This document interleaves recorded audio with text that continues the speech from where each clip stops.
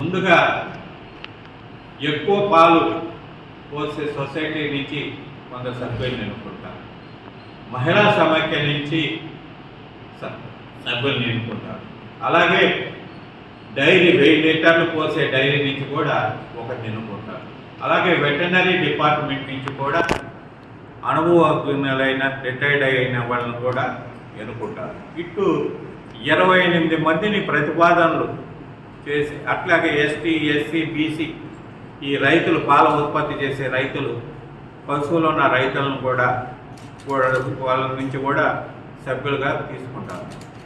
దాన్ని కలెక్టర్కి పంపించి ఈ సంఘానికి 30 మంది సభ్యులు ఉంటే ఈ 30 మంది సభ్యుల్ని కలెక్టర్ ప్రతిపాదించి ఈ సంఘం ఏర్పాటు చేసుకున్నారు, జిల్లా రైతు శాఖ సంఘము.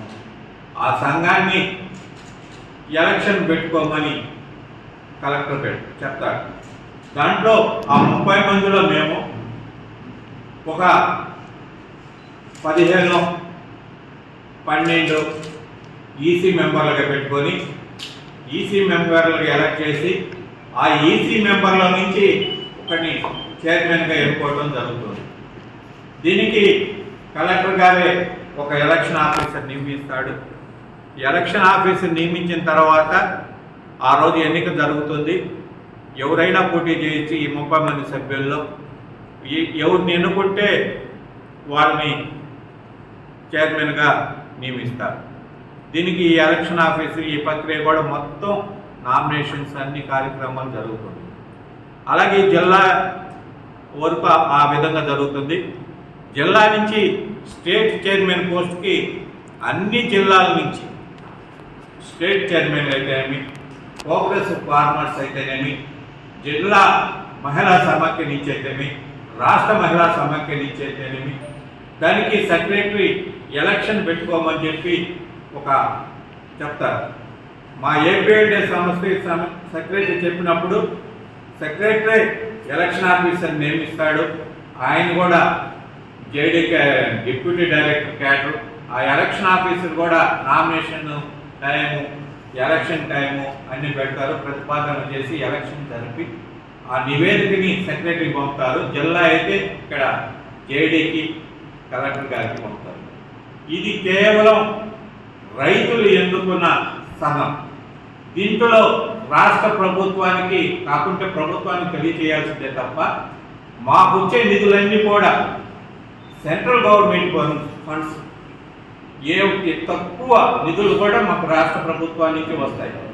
ఈ రైతు సంఘాల్లో మేము ఏర్పాటు చేసుకున్న సంఘంలో నుంచి కొన్ని ప్రతిపాదనలు పెట్టుకొని మేము శ్రమను నాణ్యమైన రైతులకు అందించాలా అనే ఉద్దేశంతోనే రైతులకి మంచి దూడలు పుట్టించాలా, వాళ్ళకి మంచి పాలధార గల గేదెలైతే ఆవులను ఇవ్వాలనే ఉద్దేశంతో మేము ఏపీఎల్డే నుంచి శ్రమను ఉత్పత్తి చేసి ఈ వెటర్నరీ హాస్పిటల్స్ అన్నింటికి పంపి రైతులకి మంచి నాణ్యమైన దూడలు పుట్టేదానికి, పాలధార దూడలు పుట్టేదానికి, రైతులకి ఎక్కువ ఆదాయం వచ్చే విధంగా సెక్స్ స్టాండర్డ్ శ్రమను అయితేనేమి, ఇవన్నీ కూడా ఆడదూడే పుట్టాలా, ఆడదూడలే పుట్టేదానికి దాన్ని సెపరేట్ శ్రమను తయారు చేసి దానికి సెంట్రల్ గవర్నమెంట్ 1100 రూపాయలు అయితే సబ్సిడీ బోనం 500 రూపాయలకి రైతులకి మేము ఫ్రీగా ఇస్తున్నాం.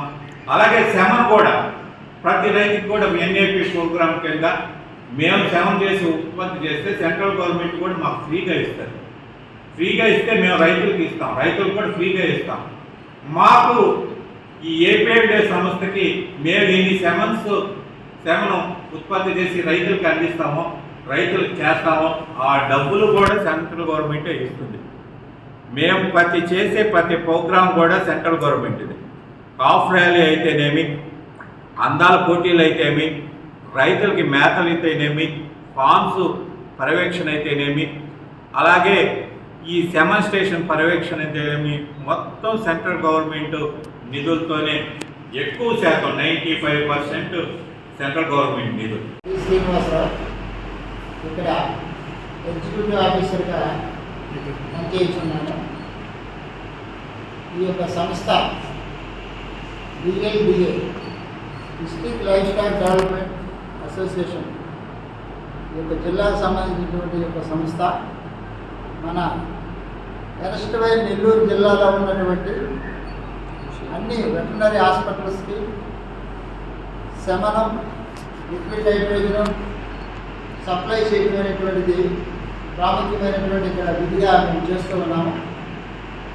దీంతో పాటు మేము వెటర్నరీ క్యాంప్స్ ప్రతి మండలంలో కూడా ఒక వెటర్నరీ క్యాంప్ కండక్ట్ చేస్తున్నాము. అలాగే కాఫ్ ర్యాలీస్, దూడలకి పోటీలు కార్యక్రమం కూడా మేము చేస్తూ ఉన్నాము. 46 మండలాల్లో కూడా 46 వెటర్నరీ క్యాంప్స్ మేము పెట్టి ఉన్నాము. కాఫ్ ర్యాలీస్ కూడా ఒక 20 కాఫ్ ర్యాలీస్ దాకా పెట్టి ఉన్నాము. ఇది ముఖ్యంగా మన యొక్క డిఎల్డిఏకి సంబంధించినటువంటి మన చైర్మన్ గారైనటువంటి వల్లపల్లి విజయ్ కుమార్ గారు మరి ఇక్కడ మాకెంతో ఇక్కడ తోడ్పాటుగా ఉండి ఈ సంస్థని ఎంతో విజయవంతంగా నడిపిస్తూ ఉన్నారు. అయితే ఈ మధ్యకాలంలో నేను చేరేసరికి ఇక్కడ కొన్ని కోర్టు ఇష్యూస్ వలన అంతరాయమైనటువంటిది వచ్చింది. అయితే ఇప్పుడు మరలా నిన్న విజయ్ కుమార్ గారు మాకు ఆ కోర్టు ఆర్డర్ పెట్టినప్పుడు చాలా సంతోషం. మరి కోర్టు కూడా నామినేటెడ్ పదవులు ఏది కూడా అలాగే చైర్మన్స్ కానీ ఏది కూడా తీయటానికి వీళ్ళు లేదనేటువంటి ఒక ఆర్డర్ కోర్టు ఇవ్వడం అనేటువంటిది చాలా సంతోషం. ఈ మరి యొక్క ముందున్నటువంటి సమయంలో కూడా వారి ఆధ్వర్యంలో మేము ఈ యొక్క సంస్థని నడిపించి వారి యొక్క ఆధీనంలో ఈ యొక్క సంస్థ అంతా కూడా ముందుకు వెళ్ళాలని కోరుకొంచు ఈ యొక్క అవకాశం ఇచ్చినటువంటి పెద్దలకి నమస్కారం.